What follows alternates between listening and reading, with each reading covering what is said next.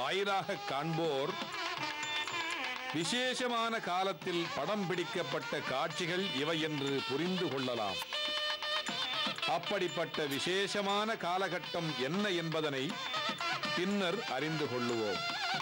இப்போது நாம் ராமநாமத்தை உச்சரித்தவாறே ஸ்ரீ ராமசுவாமி திருக்கோவிலுக்குள் செல்வோம். வாருங்கள். கொடிமரத்தில் கொடி ஏற்றப்பட்டிருப்பதை கண்டு உற்சவ காலகட்டத்தில் படம் பிடிக்கப்பட்ட காட்சிகள் இவை என்று புரிந்து கொள்ளலாம். பின்னர் அறிந்து கொள்ளுவோம். 7 புண்ணிய நதிகளில் ஒன்றான காவிரி பாயும் புனித ஊர்களில் ஒன்று இந்த கும்பகோணம். புகழ்பெற்ற ஆலயங்களை தன்னகத்தே கொண்ட புனித ஊர்களில் ஒன்று கும்பகோணம்.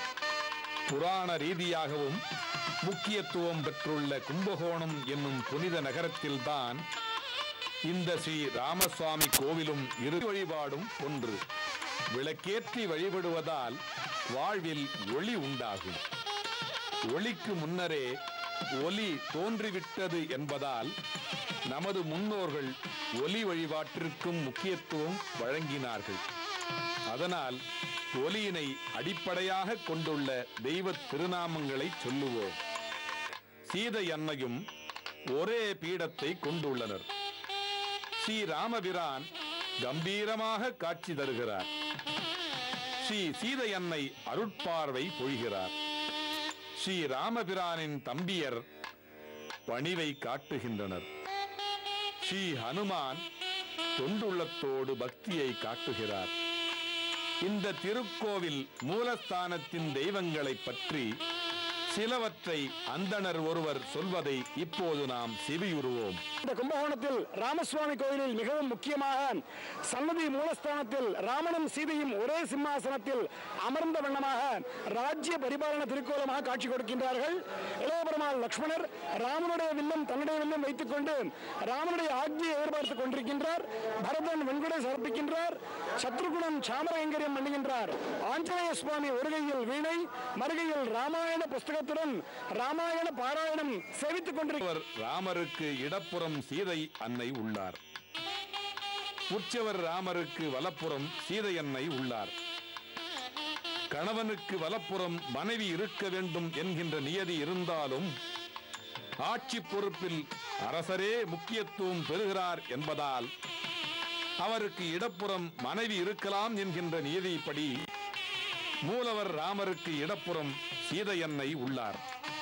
ராவணனை வென்று சீதை அன்னையை மீட்டு வந்து ராமபிரான் பட்டாபிஷேகம் செய்து கொண்டார். ராமநாமத்தின் வலிமையை உணர்த்தும் அனுமனும் ராமபிரானுக்கு அருகிலே இடம் பெற்றார்.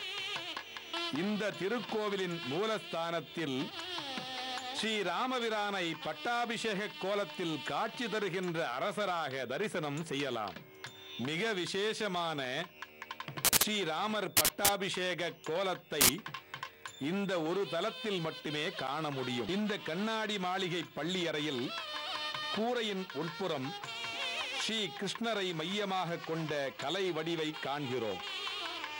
கண்ணாடிகளையும் ஓவியங்களையும் காண்கிறோம். ஸ்ரீ சீதை அன்னை, ஸ்ரீ ராமர், ஸ்ரீ லக்ஷ்மணர், ஸ்ரீ ஹனுமான் ஆகிய தெய்வங்களின் உற்சவர் திருமேனிகளை கண்டு வணங்குகிறதும் ஒன்று.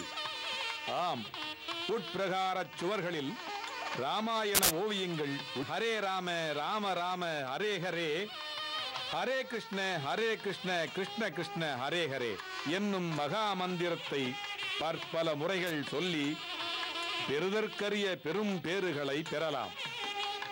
நாமெல்லாம் நல் அருள்களை பெறும்படியாக இந்த திருக்கோவில் உண்டான சரித்திரத்தை இப்போது நாம் அறிந்து கொள்ளுவோம். ரகுநாத நாயக்கர் என்னும் மன்னரும் அவரிடம் சிறந்த அமைச்சராக விளங்கிய கோவிந்த தீட்சிதரும் இந்த திருக்கோவில் உருவாக காரணமாக உற்சவம் ஒன்றின் காட்சிகள். ஆம், ஸ்ரீராமநவமி உற்சவ காலத்தில் படம் பிடிக்கப்பட்ட காட்சிகளில் சில அவைகள். விஷ்ணு சகஸ்ரநாமம் முற்றோதல் நடந்தது. அதில் சுமார் 200 பேர்கள் கலந்து கொண்டனர். உலக நலனுக்காக அது நடந்தது என்பது நாம் அனைவரும் பெற்ற பெரும் பாக்கியங்களில் ஒன்று. அழகிய பெரிய தேர் தனது உச்சி கலசத்தின் அருகே கொடியையும், இதிலும் கூட பெண்களின் பங்கேற்பு புகழும்.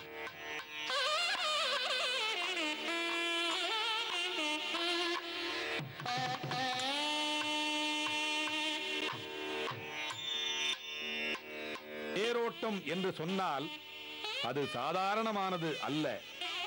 தேர் தயாரிப்பு, பராமரிப்பு மற்றும் அதனை நகர்த்துவது ஆகிய அனைத்து அம்சங்களும் கவனிக்க தகுந்தவைகள்.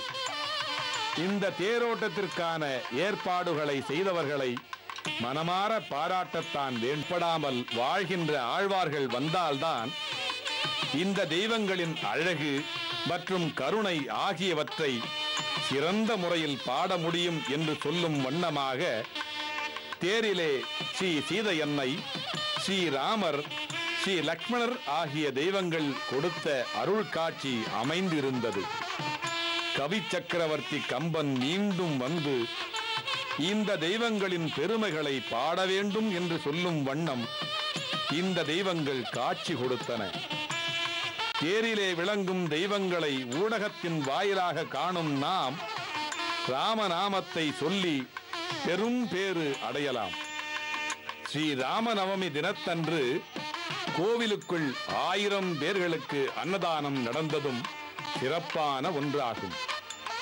ஸ்ரீ ராமநவமி உற்சவத்தின் நிரலில் கோவிலுக்குள் நடந்த பக்தி பாடல்கள் மற்றும் திருநாம பாடல்கள் நிகழ்வுகளும் முக்கியமானவைகள்தான். தேரை விட்டு இறங்கி வந்த தெய்வங்களுக்கு உரிய முறையில் மரியாதைகள் நடந்தன. நாதஸ்வரம் மற்றும் தவில் ஆகியவைகள் இசை ஒலி எழுப்பி அந்த தெய்வீகத்திற்கு கூடுதல் சிறப்புகளை செய்தன. இவைகளுக்கு பிறகு தெய்வங்கள் புறப்பட்டு சென்று பொற்றாமரை குளத்தை சுற்றின. தீர்த்தவாரி நடந்தது. தமிழ்நாட்டில் ஸ்ரீராமருக்கு சிறப்பான உற்சவங்கள் நடைபெறும் கோவில்களில் முதன்மையானது இந்த ஸ்ரீ ராமசுவாமி திருக்கோவில்தான். இந்த திருக்கோவிலின் திருவிழாக்களும் மண்டகப்பு ஸ்ரீ ராமசுவாமி கோவில் என்று சொல்லி வழிகேட்டால் பலரும் சொல்வார்கள் என்பதால் இங்கு வருவது எளிதான ஒன்றுதான். ராமநாமம் எங்கும் எப்போதும் ஒலித்து வாழ்க வையகம், வாழ்க வளமுடன், எல்லா உயிர்களும் இன்புற்று வாழ்க. ஸ்ரீராமஜெயம்.